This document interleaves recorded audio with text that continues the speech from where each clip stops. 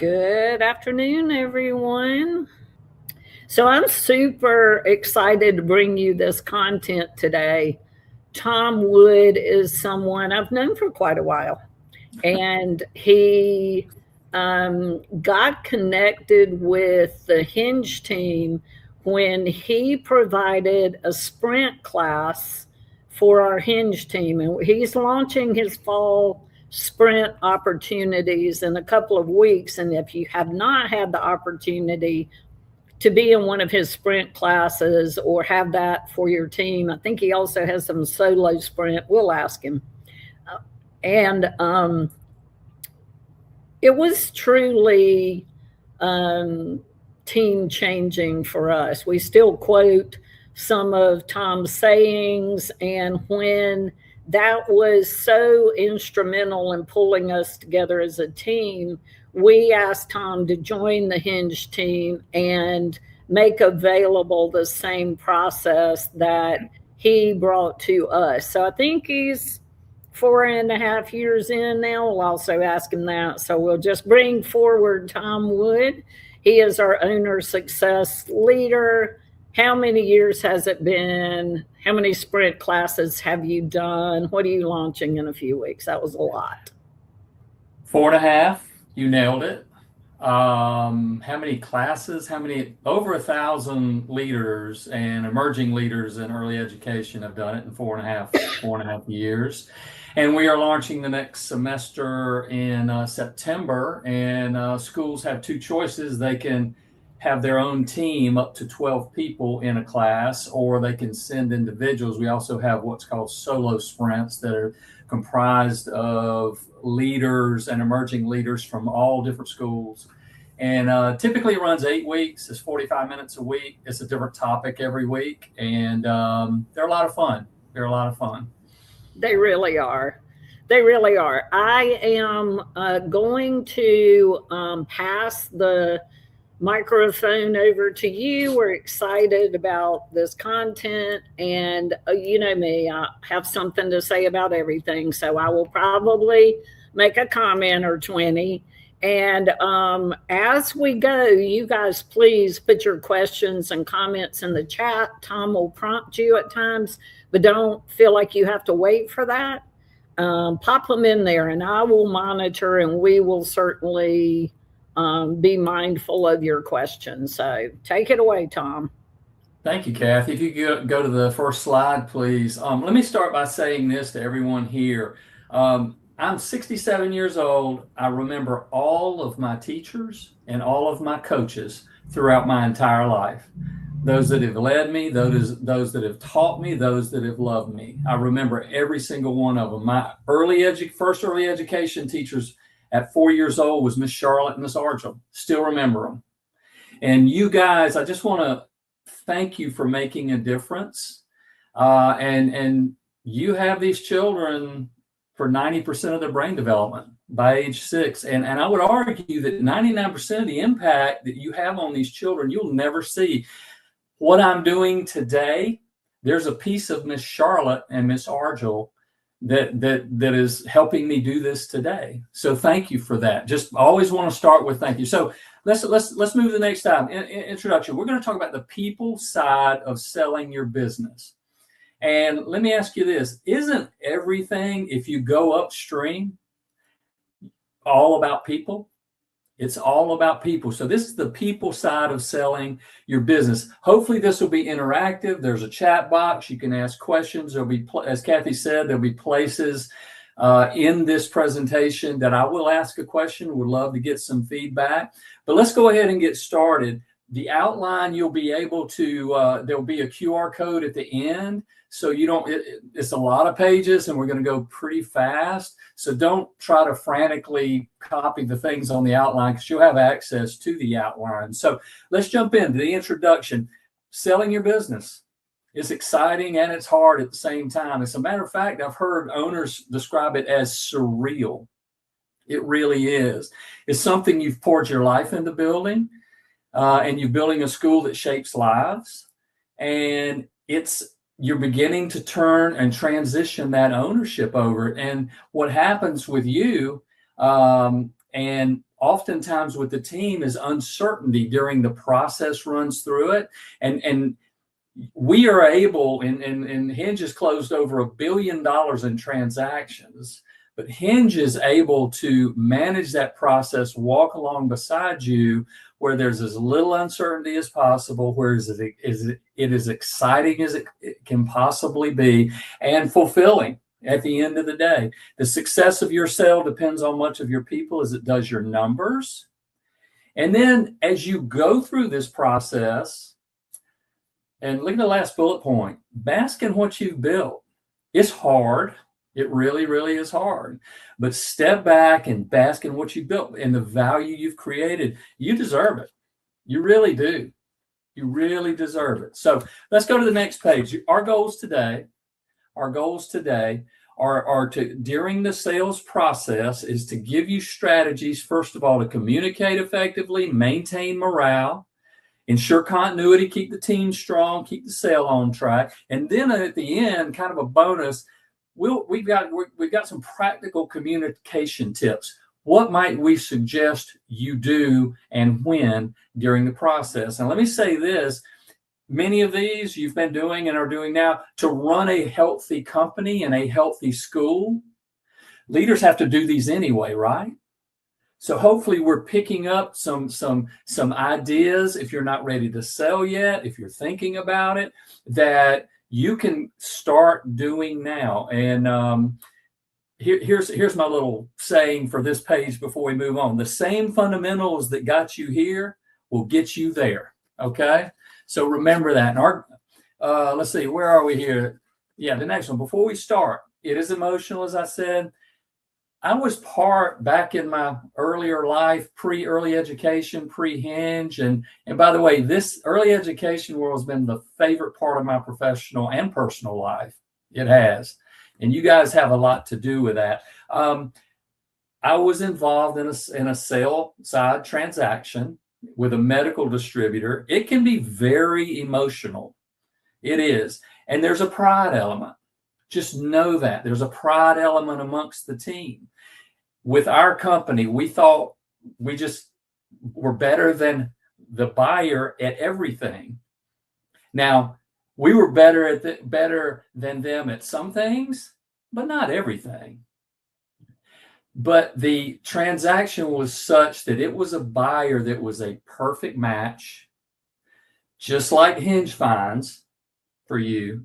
And that perfect match, you lock arms and everybody moves forward and everybody, walks through, what can we take from this side? What can we take from that side? But it's scary. There's fear of change, and there's a loyalty to your school and to you. In other words, these outsiders coming in, there's job security, anxiety with your team. What am I going to be doing? By the way, I think everybody has heard a story about somebody's company was acquired. It could be a neighbor, it could be a friend. And usually those stories are not positive. They're not. They can be if we do it right. They can be if we do it right. So just know there's a lot of anxiety around it. So let's go to those fundamentals. First one, during the process, communicate effectively. And on the outline, transparency, be transparent. It builds trust. Ambiguity, what's going on? I don't know what's happening next, destroys it. Develop a clear communication plan and timeline. Stick to it. Be willing to adjust during the process. And by the way, everything we're talking about, Hinge comes along beside you and ensures that these things are running smoothly. The process is running smoothly. Develop a clear communication plan and timeline. Clear, consistent messaging. An example of messaging would be, we're positioning the school for its next chapter and protecting what makes it special. Because you have created what makes it special. And by the way, the type of buyers that Hinge brings to you are those buyers that want to protect what makes your school special. Okay? Multiple channels as you communicate. What I mean by that is it could be all staff meetings, and we'll go over the schedule toward the end. All staff meetings could be small group settings, written updates, one-on-ones, just whatever works for you toward what we did back in that other acquisition. We had weekly stand-up meetings, and I call them stand-up meetings because I didn't allow anybody to sit down, which kind of guaranteed the meeting would go kind of fast. So weekly stand-up meetings, and as we got closer, they turned into daily stand-up meetings, just so everybody's on the same page. Address rumors head on. We had Ask Me Anything sessions. Ask me anything. Those were stand-ups as well. Nothing is sacred. Ask me anything. And then I would also suggest, as you communicate, create a transition frequently answered FAQ sheet. Assign this to someone and keep updating it.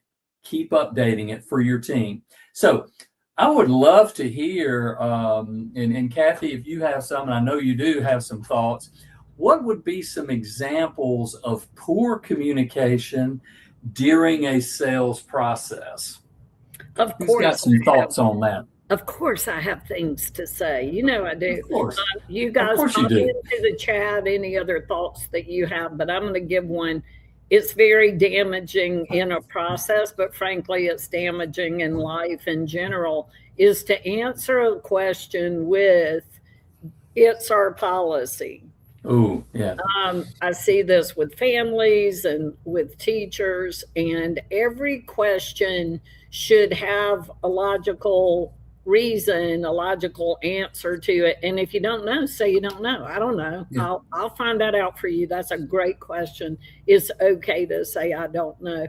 I really dislike falling back on policy that has no explanation. So that's the one I have for you. Anyone else have any? And I'll tell you why. While we're waiting, not being proactive and not asking people how they're doing. Walk around, listen, ask questions, and back to the word listen. The anagram to listen to the word listen is the word silent. Has the same letters as listen does. So we have to silence ourselves as leaders in order to be great listeners. So our guests are great communicators. So no other examples of poor communication. So that's fine. Yes. That's great. All right, let's move on. The next thing, maintaining morale. This during the process, maintaining morale. And again, I'll say it again, these are all great fundamentals for now too. Maintaining morale. People stay committed when they feel valued and see a positive future. They just do. Celebrate the legacy of the school while also celebrating the fact that it will continue. Focus on the future staff opportunities. That's going to be a big question. You know, what's going to happen to who? Me. What's going to happen to me? Typically, there are opportunities for new positions, benefits and enhanced benefits, leadership development opportunities, because the resulting entity is larger. Okay, focus on those opportunities. Appreciation rituals for the team. Just small gifts here and now. Handwritten notes. And by the way, don't base the significance on those on the reaction you get. It's always significant and it always lands. One of the things we do at Hinge right now is every month we send everyone a chocolate bar. It might very well be that I love chocolate because I love chocolate, but anyway, we send everybody a chocolate bar along with a note on how much we appreciate them. So those little things are huge things, okay? Stay on top of the pulse, ask around, walk around, and then owners and directors, you see the next to the last bullet point, I call it calm confidence. Another way to say that during this process, which can be chaotic, is just breathe. Just breathe. Take it one day at a time, just breathe. because you've got an advocate in Hinge that's going to help you breathe and help you breathe in a very healthy way through the process, that you can make a great decision for you, your school, your existing staff, and its future. So just curious for themselves, like think of your staff, what components of a potential sale would you think they would be most interested in? What do you think they might be interested in? If you've got any thoughts on that. I'll kick us off on that one. I mentioned the 40 years, but the first 17 years I was acquiring schools. So I was the buyer conducting the team transition meetings. And we found that the meetings hinged around two big questions. What will change in my position? Am I going to get paid the same? And if we could go into that initial meeting addressing those quickly, and just know, guys, that companies who do successful transitions change very little initially. Most people need to change the billing system and the payroll system.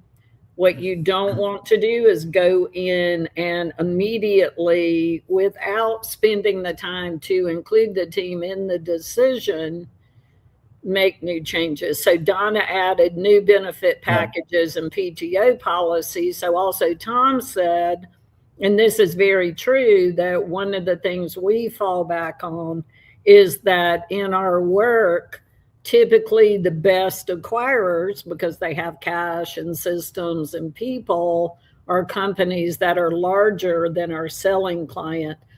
That doesn't mean they're any better, but right. This was also my experience. It just means that you have to be at a certain size to afford better health insurance and better PTO and better training and better growth opportunities. And even though it's hard knowing they're going to leave their owner that they love and adore, we try to talk a lot about the advantages that could come their way. And it's true. I have seen some people skyrocket in their positions after a transition. Yeah. So thank you for that, Donna. My experience exactly. How does this affect me personally? And that's a very good, logical question. Yeah, spot on, Donna. That's because that was my question when we went through those were my questions when we went through that. So spot on. Benefit package, PTO. Oh yeah. So let's keep going. During the process, ensure smooth school operations. And again, you're doing this now. You're doing this now. The goal is to run even better in transition. And I think the goal is just show them who we are. Show potential buyers who you are. First of all, document everything. And just, this is a good opportunity to step back and go, okay, are we doing this now? And that will certainly help the process when and if that time comes. Document everything, processes, curriculum. How about vendor relationships?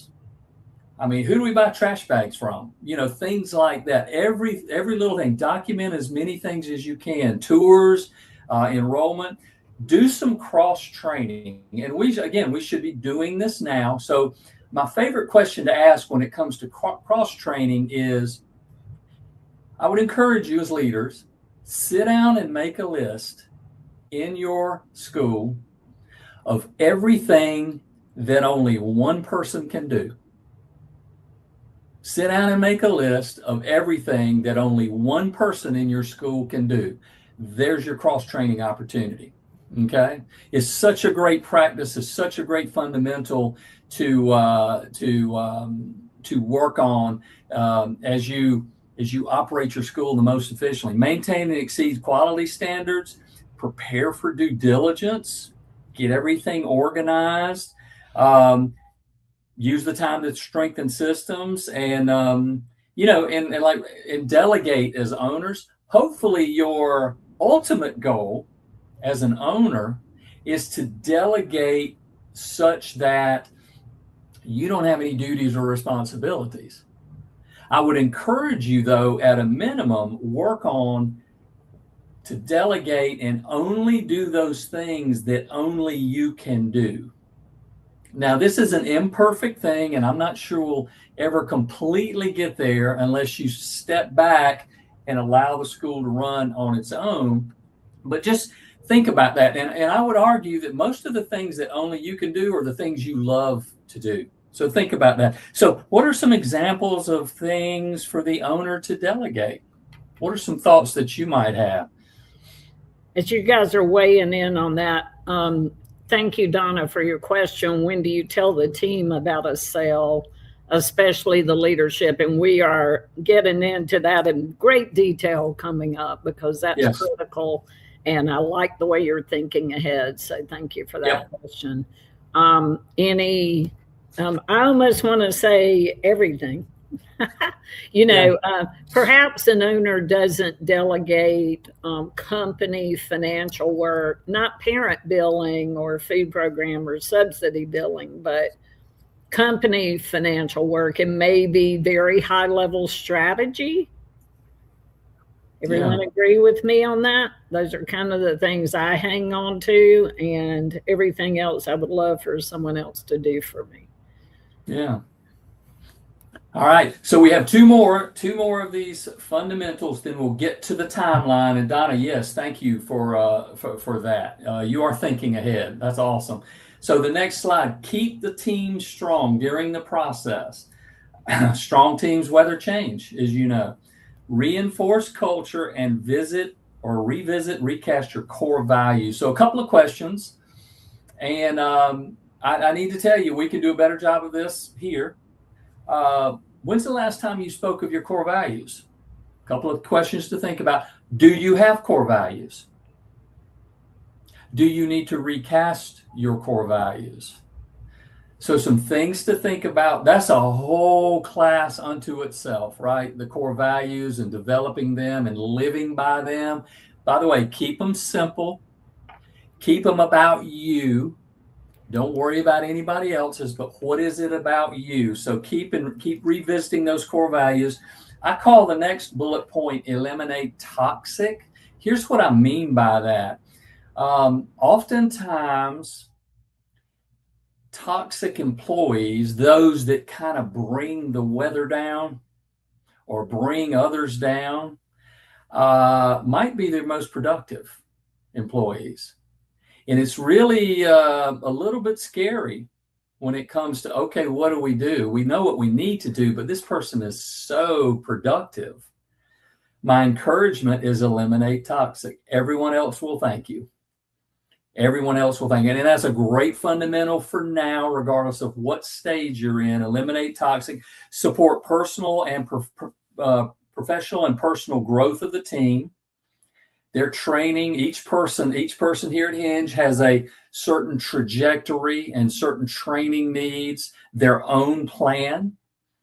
So support that. And at the end of the day, the retention from the team will come from very clear expectations, great communication, recognition, little small awards, gifts. And as I said, those things always land.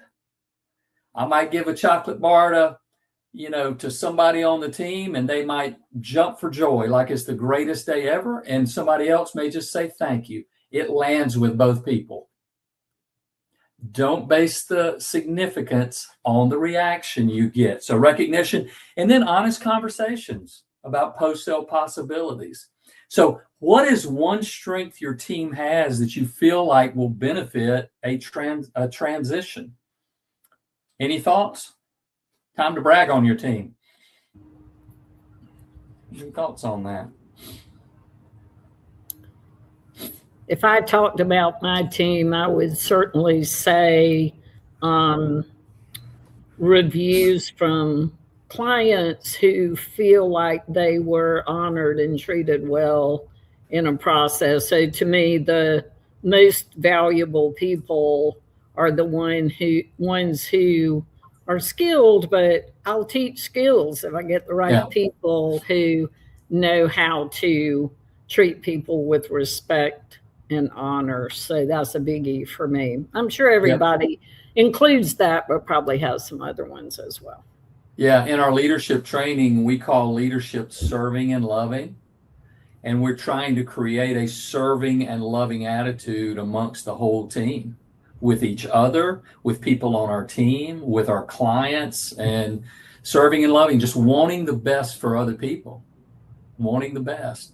So let's keep going, keeping the sale on track. So you're in the process.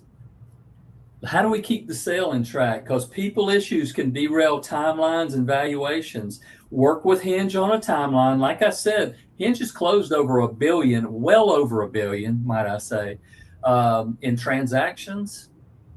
So we know timelines, we know processes, and we know how to serve and love the process and serve and love you and your team during the process. And I want to ask Kathy to elaborate on this. Create some incentives during the process that revolve around transition milestones. So, Kathy, do you have any thoughts on that? Of course I do.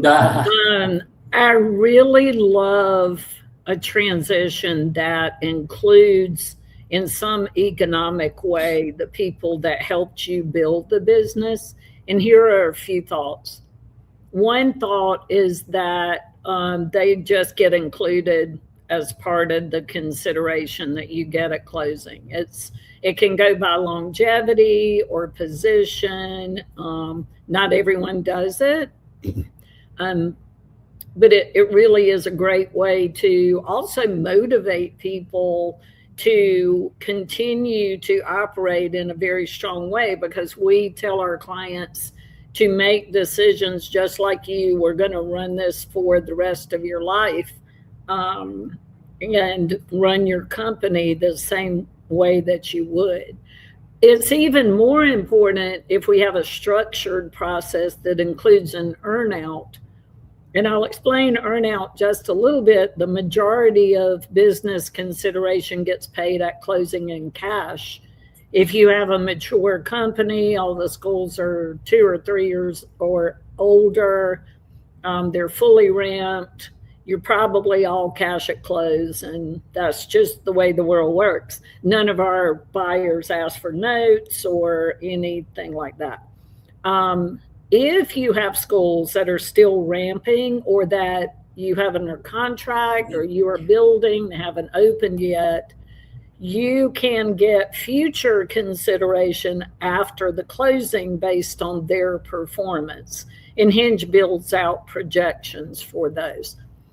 Because most of our sellers are exiting and might not be around to be sure that that happens the way they want, I really love a program that can incentivize the staff that will stay around to create and drive that earning for you. So a very clearly defined, hey, I have a 1-year earnout. If you will stay for 1 year, I will give you X% of whatever the earnout is. Those are fantastic ways to get your stable team to stick around, and also to give it a chance. Sometimes people's first reaction is, I probably won't stay, when this happens, when it might be different, but it could be good and even better in some ways. So we really love structures that reward the team, both for what they've helped create and for what might happen in the future. Right. Thank you, Kathy. Let's keep going down the outline. We talked about this succession depth we should be building now. Prepare the team in advance for buyer site visits, assuming they're aware of the transaction in advance. And again, we'll talk about the preparing the team in just a second. So any thoughts on how your owner succession depth is right now? Anybody need to do a little work on it? Or is it spot on? I like to say to people that it's very much like being a parent. Your only job is to work your way out of a job. at some Yeah. point, and that your team will be better prepared when they don't need you anymore. Yeah. Also, buyers will devalue companies, and I don't mean they won't give you value. I just mean they want to assign the highest value if they feel there's risk when you exit. If you are the primary relationship holder with the team and with the families, that's a red flag.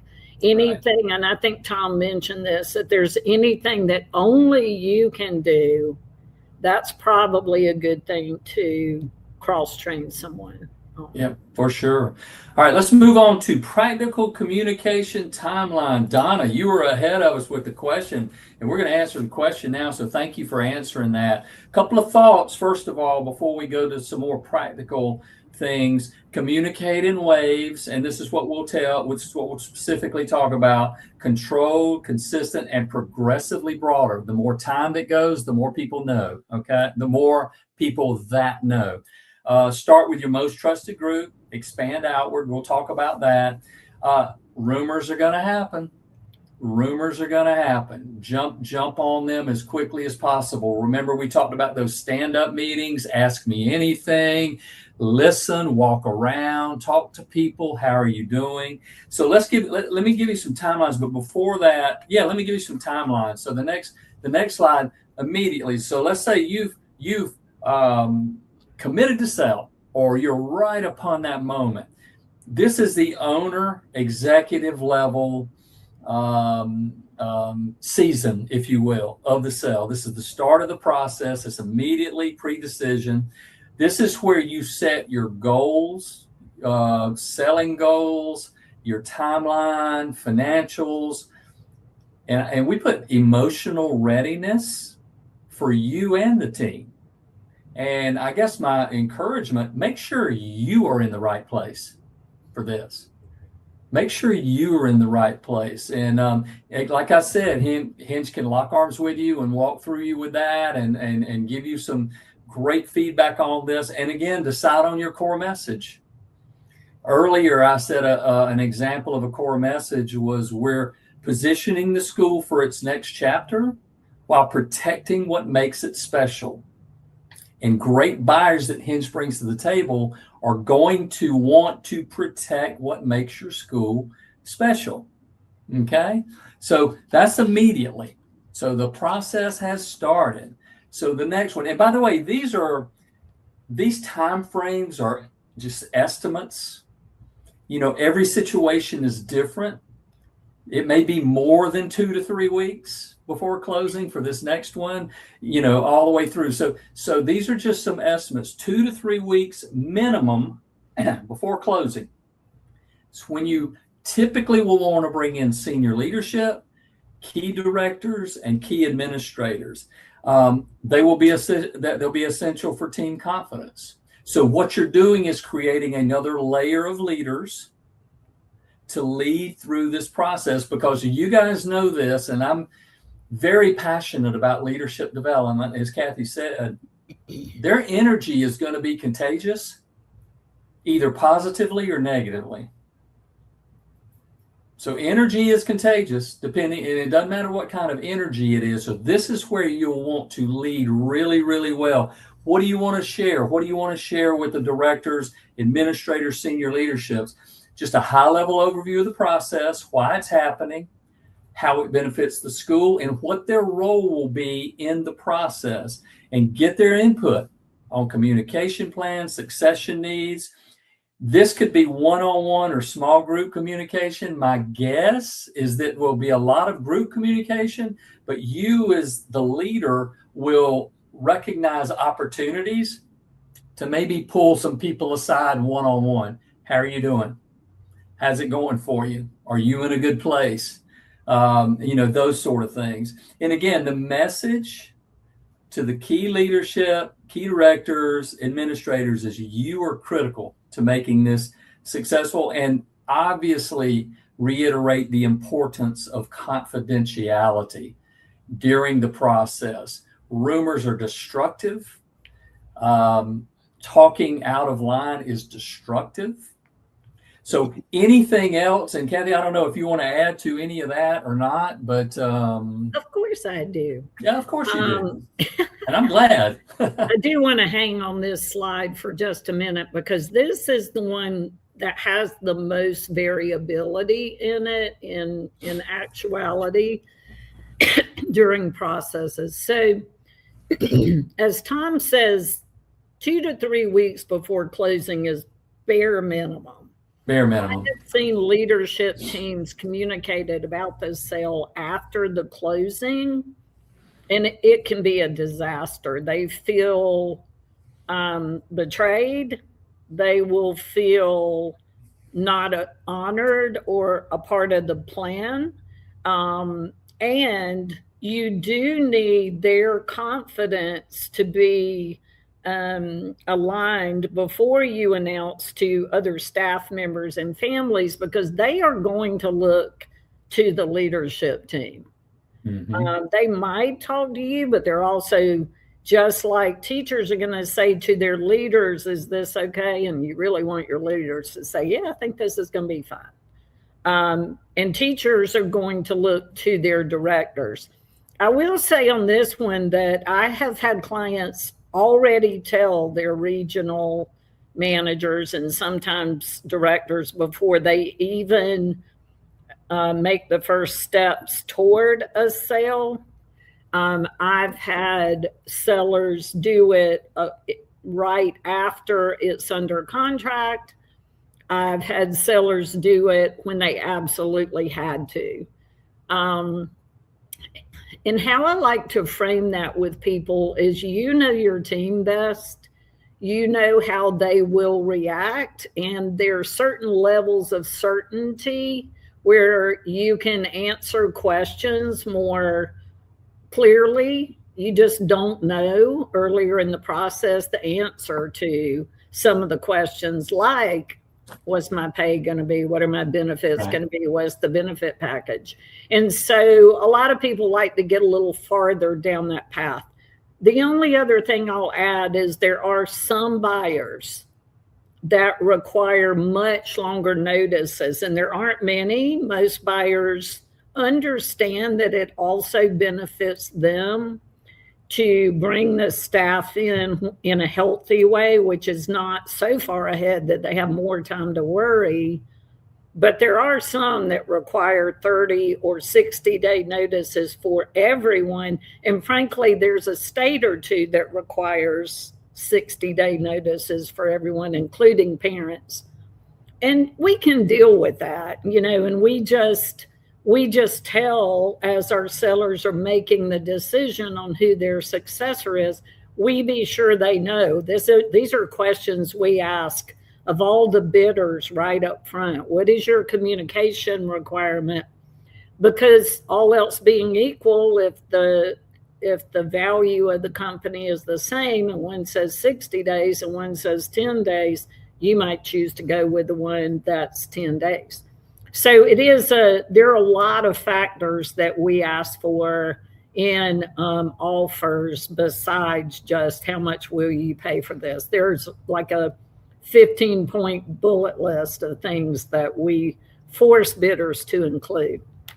Right. That was a lot, but sorry, I had to hang on that for a minute because that's an important one. No, that's critical. It's critical. So we're starting the process now. The next slide talks about 1 to 2 weeks. And again, minimum. It might be significantly longer before closing, but 1 to 2 weeks minimum. This is all staff, the full team, your families, and all this in conjunction with the buyer, the new team, or the new team that's coming in to partner with you. And this is when the sale is a go, because during the process, there's oftentimes things that ebb and flow during the process, but this is when it is a go. And coordinate this communication with the new owners. Okay, here's what we're gonna communicate. What do you think? And it's a good way to start a partnership. and begin to get that communication out that everybody is okay with. Frame it positively. Your legacy, mission, resources. Talk about what stays the same. My question as a parent, hey, what about curriculum? What about my son's teacher? Operations, the commitment to the families. And here's the tough thing. Sometimes communicate what might change and is still unknown. Be honest yet positive. Okay? What might change? What is still unknown? Next steps: how to ask questions. Here, and provide an easy and convenient way for staff, team, families to ask questions. And then all staff meeting, get everybody together, follow up emails, follow up if needed with department specific sessions. So comments on that, anybody? And this is the next to the last slide. Kathy, what do you got? What do you have on this particular part of the process? What else? I have a couple of things. I have found that best practice here is to do an after hours meeting with the buyer. Bring in pizza. We got to feed people. They're so much happier when that happens. Schedule it for an hour. The seller will make the announcement about what's happening. Turn it over to the buyer. Turn the meeting over to the buyer. Let them communicate very clearly what will change, what will stay the same. We always coach them to address pay and benefits and job duties. And basically the answer is whatever you did yesterday, show up tomorrow and do that again. We'll talk about it if there are any changes. Back in the day, we could then have a letter ready for the parents as they came in the next morning. And parents are easy, y'all. Most buyers don't do parent meetings. They know that the parents will look at the teachers and say, are you cool? The teacher will say, yeah, I think this will be fun. And they're fine too. We found over time with more electronic communication that the teachers were texting the parents during the meeting. So a better protocol these days is to send an email to the parents simultaneously with the beginning of the meeting. And be sure they have the right information in their hands before they hear things that may or may not be true. But to give everyone in that meeting the opportunity to ask questions, typically the buyer or buyer representatives will then be on site from then until close sporadically to get people aligned with paperwork and benefits and be available to meet and greet parents at the door and answer any questions. So in best practices, that person or those people will be visible. Yeah, that's great. Let's jump to the final communication thoughts, and then we'll jump over to questions and do all the questions in the chat box and all the takeaways. But final thoughts: consistency, frequency, two-way dialogue, back and forth, prepare for emotions, acknowledge anxiety, focus on the positives. We've discussed all that, and keep the leadership team on the same page throughout the process. All these easier said than done, and lead through it. So instead of going through that last question, I guess what I'll ask as we conclude is this, and if you could do this in the chat box, what questions do you have? Or what takeaways do you have? You might have a takeaway that, ooh, this was, thought about this, Kathy said that, or whatever. Do you have any questions or any takeaways? And by the way, both benefit everybody in the meeting, just so you know. So questions or takeaways in the chat box. I'll add a comment while you guys are thinking about it, because your questions are more important than mine, but I'll give you a minute to do that. Just a couple of comments on confidentiality and rumors. We almost never have a confidentiality breach, and it's typically the number one fear that sellers have. But also we have protocols that are very strict in the way that we approach buyers without them knowing who a company is until they've signed confidentiality. We get through certain key phases of the process before we go to licensing. I will say that historically, and we coach licensing constantly on the nature of confidentiality, but when there has been a breach, and I could probably count them on one hand in 40 years, licensing is a source of a breach. Tom mentioned rumors, and I have found it to be effective if there's a rumor or a concern to say something like, oh, Mary from licensing, yeah, I heard she just started. I'm sure she doesn't know what's going on. I'll call her supervisor. Or, ex-teacher, ex-parent said you were selling the company. A comment like, yeah, I hear that every other week too. If that ever happens, you'll be, you'll certainly know. So, and then there's certain protocols for touring, and this is getting trickier. We had a conversation just today with a client because they have a camera system that their team can access remotely and they can hear what's being said. So it's just like, I'm sure you guys have seen the home sale shows where someone goes in to look at the house and they say how horrible it is while they're in there. We have to coach because we typically tour at night and on weekends. We have to coach the buyers constantly about what can and cannot be said because some inside the building, because some things that work well are we're bidding our insurance, or we're refinancing and we have bankers coming through, or we're bidding our maintenance services. Some of those things work real well. There's some others, but it can be tailored to the individual company. But those are some good ones. I'd love to hear what concerns you guys might have just overall. We must have done a good job because I don't see any questions, but what would be your number one concern with your team in a process? Would it be communication? Would you think they might quit? Would it be that the curriculum might change? Would it be, what do you think would be your team's number one concern? I need to hop over to Q&A. Are there any other practical ways to minimize families' concerns of the new owner and their reaction?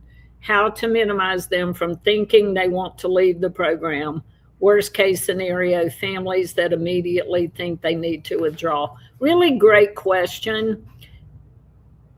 Actually, that doesn't happen all that often, to be honest, because companies that acquire and just paid a lot of money for a business are very good at communicating in a way that's engaging and open and addresses what they know the concerns are going to be. Most parent groups have the same concerns. Is my teacher still here? Would the curriculum style change? Frankly, we wouldn't run a transaction for a seller if the curriculum style was going to change. So I'll give you one example. If there's a religious-based curriculum, it does not make sense for a buyer who does not currently provide that to immediately remove that from a program. They can consider that later in conjunction with families, but they would probably immediately alienate the families and the teachers.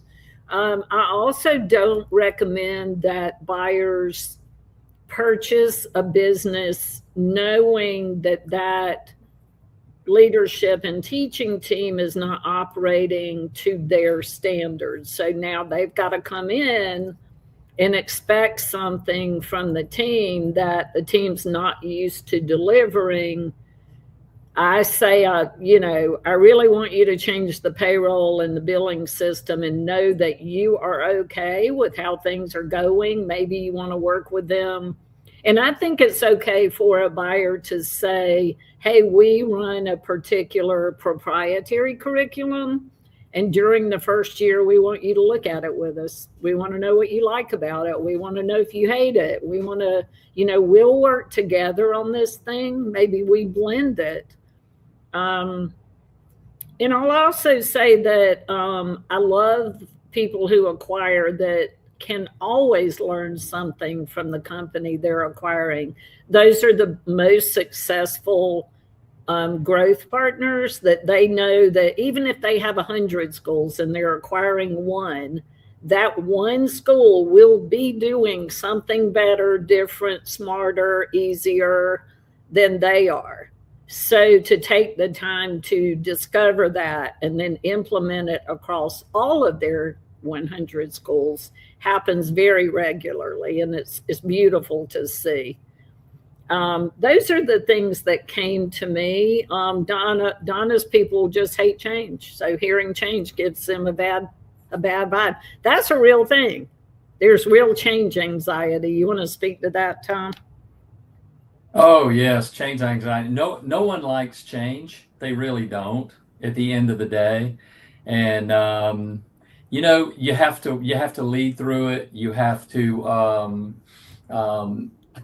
talk about the positive on the other side of it and create a vision for everyone. And just lead through it, but also acknowledge that, hey, this is hard.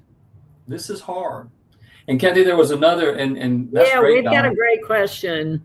Yeah. Is there a best time of year to set the closing? This is such a great question. More and more, it used to be that we would stay away from Thanksgiving to New Year's. Why?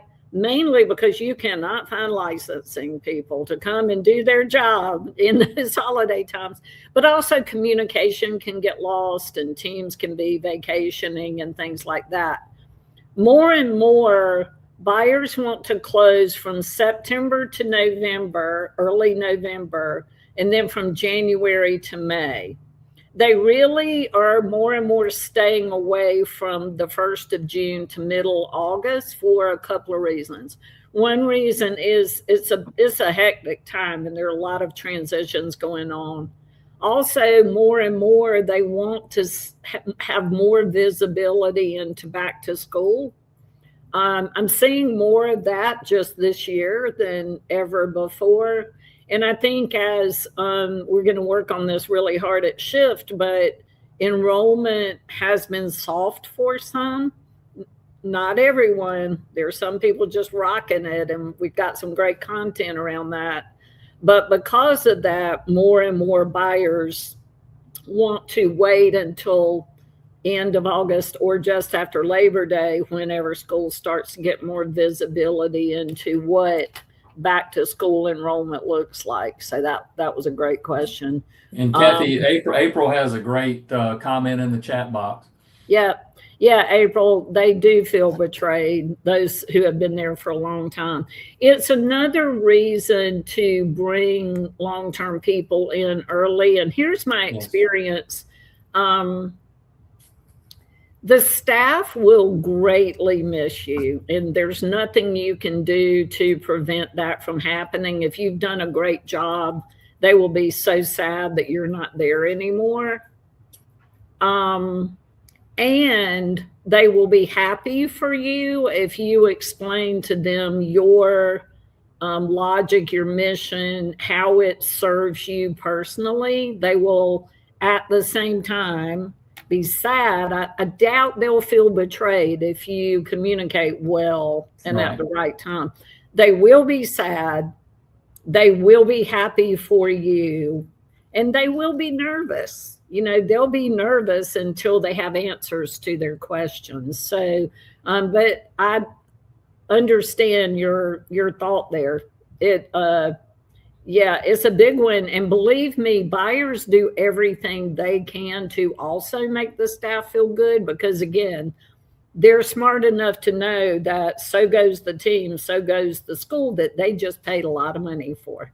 And the last thing they're going to do is compromise the value they just paid for. So And some are better than others, but they're all pretty good, or Hinge writes them off the buyer list. So if they don't, and this has happened maybe twice in my work of 40 years, I wasn't happy with how a buyer treated people, basically. And guess what? I don't care how much money you have, you don't get the opportunity to invest in any more of my clients' businesses, because there are a lot of options right now. We do not have to do that. So that's a luxury. Yeah, April, the team might, the communication might be here are the new opportunities, here are the new opportunities for advancement, for growth. And like Donna had commented earlier, here's the new benefit package, if it is advantageous, all those sort of things. Here's what's in it for you. So as well. Well, those were fantastic questions, y'all. You guys, thank you for jumping in there with us. And it's great to understand what your concerns are. And there are probably others. We're always happy to talk through them with you. Just reach out to the team. You can scan this QR code to get Tom's slides. We feel so honored that you were here with us for this event.